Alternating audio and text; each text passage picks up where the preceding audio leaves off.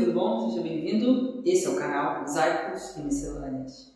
E aqui é um canal de leitura. E esse é o projeto Ler Pra Quem Não Pode. Eu sou o Matheus e eu vou fazer a leitura do capítulo 8 do livro A Maldição do Titã. Esse aqui é o terceiro volume e a gente já está aí com um canal com mais conteúdos anteriores, sobre esse livro e também muitos outros. Então já vou deixar você ciente que você está à vontade para interagir, comentar, dar sugestões. Fique à vontade, participe com a gente. Então, é isso aí que tinha para falar, como abertura. Eu quero convidar você a vir comigo e fazer a leitura do capítulo 8. Vamos lá. Capítulo 8, Faça uma Promessa Perigosa. Blackjack me deu uma carona sobrevoando a praia. E tenho de admitir que foi bem legal. Montar um cavalo alado, roçar a superfície das ondas a mais de 150 km por hora, com vento nos cabelos e o borrifo do mar no rosto. Ei, isso é melhor do que esqui aquático. Aqui, Blackjack reduziu a velocidade e traçou um arco no céu. Agora é só descer reto. Obrigado. Desci de suas costas numa cambalhota e mergulhei no mar gelado. Nos últimos 2 anos, eu ganhara mais confiança em fazer proezas como essa. Podia me mover praticamente como quisesse debaixo d'água, simplesmente ao determinar que as correntes oceânicas mudassem à minha volta, e me impeli assim. Podia respirar debaixo d'água, sem problemas, e minhas roupas nunca se molhavam, a menos que eu quisesse. Mergulhei na escuridão. 5, 10, 15 metros. A pressão não era desconfortável. Eu nunca havia tentado me testar, ver se havia um limite para a profundidade a que eu podia chegar. Sabia que a maior parte dos humanos comuns não podia ultrapassar os 70 metros sem ser esmagado, como uma lata de alumínio. Eu também deveria ficar sem visão em águas assim profundas à noite, mas consegui ver o calor que emanava de formas vivas e o frio das correntes. É difícil de descrever. Não era como uma visão comum, mas eu podia dizer onde todas as coisas estavam. Ao me aproximar do fundo, vi 3 cavalos marinhos, cavalos com rabo de peixe, nadando em círculo em torno de um barco emborcado. Os cavalos marinhos eram lindos de se ver. Seus rabos de peixe tremoliziam com as cores do arco-íris, brilhando fosforescentes. Suas crinas eram brancas e eles galopavam pela água de maneira como cavalos nervosos fazem numa tempestade. Algo os estava aborrecendo. Cheguei mais perto e vi o problema. Uma forma escura, algum animal. Tinha metade do corpo preso sobre o barco e emaranhada em uma rede de pesca. Uma daquelas redes enormes que se usam em traineiras para pegar tudo de uma vez só. Eu odiava aquelas coisas. Já era ruim demais o fato de afogarem botos e golfinhos, mas de vez em quando também apanhavam animais mitológicos. Quando as redes se emaranhavam, alguns pescadores preguiçosos simplesmente as cortavam e deixavam os animais presos ali morrendo. Parecia que aquela pobre criatura estivera chafurdada no fundo do estreito do Long Island e de alguma forma se embaraçava na rede do barco de pesca naufragado. Tinha tentado se soltar, mas conseguira apenas ficar ainda mais enredado, fazendo o barco deslocar-se. Agora, os destroços do casco, que se apoiavam em uma pedra grande, oscilavam e ameaçavam desabar sobre o animal emaranhado. Os cavalos marinhos nadavam ao redor do barco freneticamente, querendo ajudar, mas sem saber como. Um tentava cortar a rede com os dentes, mas os dentes dos cavalos marinhos não foram feitos para cortar cordas. Os cavalos marinhos são muito fortes, mas não têm mãos e não são lá muito inteligentes. Liberte-o, Senhor. Pedi um cavalo marinho a me ver. Os outros juntaram-se a ele, fazendo o mesmo pedido. Eu nadei até a criatura emaranhada para dar uma olhada mais de perto. A princípio, pensei que se tratasse de um jovem cavalo marinho. Eu já havia resgatado vários deles, mas ouvi um som estranho, algo que não pertencia ao mundo submarino. Mu! Então me aproximei da coisa e vi que era uma vaca. Bem, eu já ouvira falar de peixes-bois e coisas assim, mas esse era de fato uma vaca com a extremidade posterior de uma serpente. A parte frontal era de um bezerro. Um bebê com um pelo branco, olhos castanhos grandes e tristes e focinho também branco. E a segunda metade era um rabo preto e marrom, escamoso, com barbatanas em cima e embaixo, com uma enorme enguia. Ei, pequenino, disse eu, de onde você veio? A criatura me dirigiu um olhar triste. Mas eu não conseguia compreender seus pensamentos. Eu só falava com cavalos. Não sabemos o que ela é, senhor, disse um dos cavalos marinhos. Tem muitas coisas estranhas acontecendo. Murmurei, ouvi dizer. Tirei a tampa da contracorrente e a espada atingiu seu tamanho natural em minhas mãos. A lâmina de bronze brilhando na escuridão. A vaca serpente assustou-se e começou a debater na rede, os olhos cheios de terror. Ei! Chamei. Não vou machucar você. Só vou cortar a rede.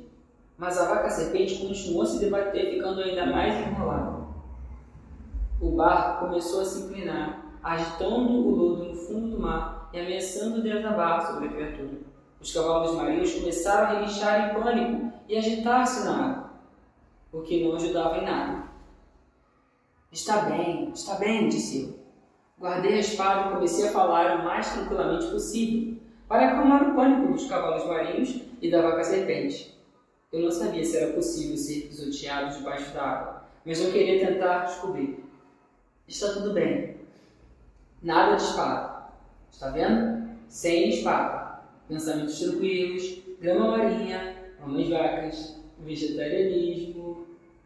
Duvido que a vaca serpente estivesse entendendo o que eu dizia, mas ela reagiu ao tom da minha voz. Os cavalos marinhos ainda estavam nervosos, mas pararam de rodopiar à minha volta com tanta velocidade. Solte-a, senhor, implorava. Sim, afirmei. Isso eu já entendi, estou pensando. Mas como eu podia libertar a vaca serpente se ela... Eu já havia concluído que provavelmente se tratava de uma menina. Entrava em pânico diante de uma lâmina. Era como se já estivesse visto espadas antes e soubesse quanto eram perigosas. Muito bem, disse aos cavalos marinhos. Preciso de todos vocês para empurrar exatamente da maneira como eu disser. Primeiro começamos com o barco. Não era fácil, mas com a força de 3 cavalos conseguimos deslocá-lo, de modo que não mais ameaçasse desabar sobre a vaca serpente bebê. Então passei a trabalhar na rede, desembaraçando-a parte por parte, soltando os pesos de chumbo e os anzóis, desfazendo nós em torno dos cascos da vaca serpente. Isso levou uma vida. Quer dizer, foi pior do que daquela vez em que tive que desemaranhar todos os fios do controle de um videogame. O tempo todo, continuei falando com o peixe-paca, dizendo-lhe que estava tudo bem, enquanto ele mugia e gemia. Está tudo bem, Bessie, afirmei. Não me pergunte por que comecei a chamá-la assim. Simplesmente me pareceu um bom nome para uma vaca. Boa menina, boa, muito bom. Finalmente, a rede se soltou e a vaca serpente deslizou velozmente pela água, dando um feliz salto mortal. Os cavalos marinhos relinchavam de alegria. Obrigado, senhor. A vaca serpente me focinhou e voltou os grandes olhos castanhos para mim. Sim, disse eu. Tudo bem, boa menina. Bem, fique longe de confusão. O que me lembrou de uma coisa. Havia quanto tempo eu estava debaixo d'água? 1 hora? 1 hora, pelo menos. Tinha de voltar para o meu chalé antes que aves ou as arpias descobrissem que eu estava descumprindo os horários. Disparei para a superfície e emergi. Imediatamente Blackjack apareceu e deixou que eu me agarrasse ao seu pescoço. Ele me ergueu no ar e me levou de volta à praia. Sucesso, chefe. Sim, resgatamos um bebê. De alguma coisa. Levou uma vida. Quase fui pisoteado. As boas ações são sempre perigosas, chefe. Você salvou a minha pobre crina, não foi? Não pude deixar de pensar no meu sonho, com Annabeth encolhida e inerte nos braços de Luke. Ali estava eu, resgatando bebês monstros. Mas não podia salvar minha amiga. Quando o Blackjack voava de volta ao meu chalé, olhei por acaso para o pavilhão do refeitório. Avistei um vulto. Um garoto agachado atrás de uma coluna grega, como se estivesse se escondendo de alguém. Era Nico. Mas ainda nem havia amanhecido. Não estava nem perto do horário do café da manhã. O que ele estava fazendo ali? Hesitei. A última coisa que eu queria era Nico me falando do seu jogo de mitomagia. Mas alguma coisa estava errada. Eu podia ver pela maneira como ele se abaixava. Blackjack, pedi. Deixe-me ali adiante, ok? Atrás daquela coluna. Eu quase estraguei tudo. Estava subindo os degraus atrás de Nico. Ele não me viu. Espiando atrás da coluna. Ele tinha toda a atenção voltada para a área das mesas. Eu estava a 1,5 metro dele e prestes a perguntar: o que está fazendo? Em voz alta. Quando me ocorreu que ele estava dando uma de Groover. Estava espionando os caçadores. Ouviu-se vozes. 2 garotas conversando em uma das mesas. Àquela hora da manhã. Bem, a menos que você seja a deusa do amanhecer, tirei o boné mágico, Annabeth no bolso e o pus na cabeça. Não me senti diferente em nada, mas quando ergui o braço, não pude vê-los. Eu estava invisível. Avancei sorrateiramente até Nico e olhei dali. Não podia enxergar bem as garotas da escuridão, mas conheci as vozes. Eram Zoe e Bianca. Parecia que estavam discutindo. Não pode ser curada, ia dizendo Zoe. Pelo menos, não depressa. Mas como aconteceu? Perguntou Bianca. Uma brincadeira boba, grunhiu Zoe. Aqueles irmãos Stowe, Shared e Ernest. Sangue de centauro é como ácido. Todo mundo sabe disso. Eles borrifaram a parte interna daquela camiseta do Tua, da caça de Artemis. Isto é terrível. Ela vai sobreviver, disse Zoe, mas vai ficar acamada por semanas com urticárias horríveis. Não tem como ela ir. Agora somos eu e você. Mas a profecia, disse Bianca. Se Feb não pode ir, somos apenas 4. Vamos ter de escolher outra. Não temos tempo, replicou Zoe. Precisamos partir à primeira luz da manhã, isto é, imediatamente. Além disso, a profecia disse que perderíamos na terra ressecada, lembrou Bianca. E esse lugar não pode ser aqui. Talvez seja, ponderou Zoe, embora não parecesse convencida. O acampamento tem limites mágicos. Nada, nem mesmo as condições meteorológicas, entra sem permissão. Poderia ser uma terra ressecada. Mas, Bianca, me escutaram. A voz sua estava tensa. Eu não sei explicar, mas tenho a sensação de que não devemos escolher outra pessoa. Seria perigoso demais. Ela teria um fim pior do que o de Feb. Não quero que Kira escolha um campista como nosso quinto companheiro. E não quero pôr em risco outra caçadora. Bianca ficou calada por uns instantes. Você devia contar a Thalia o resto do seu sonho. Não ajudaria em nada.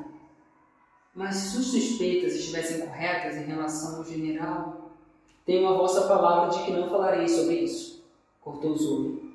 Ela parecia de fato aflita. Vamos descobrir logo. Agora vem dia. O dia está raiando. Nico saiu do caminho delas. Ele foi mais rápido do que eu. Quando desciam apressados os degraus, Zoe quase deu um encontrão em mim. Ela ficou imóvel, os olhos se estreitando, a mão dirigindo-se ao ar. Mas, nesse momento, Bianca disse: as luzes da casa grande estão acesas, depressa! E Zoe ia seguir, deixando o pavilhão. Eu sabia o que Nico estava pensando. Ele respirou fundo e estava prestes a sair correndo atrás da irmã quando tirei o boné da invisibilidade e disse: espere! Ele quase escorregou dos degraus cobertos de gelo quando girou para dar de cara comigo. De onde você veio? Estava aqui o tempo todo, invisível. Ele repetiu em silêncio a palavra: invisível. Uau, que legal! Como é que você sabia que Zoe e sua irmã estavam aqui? Ele enrubesceu.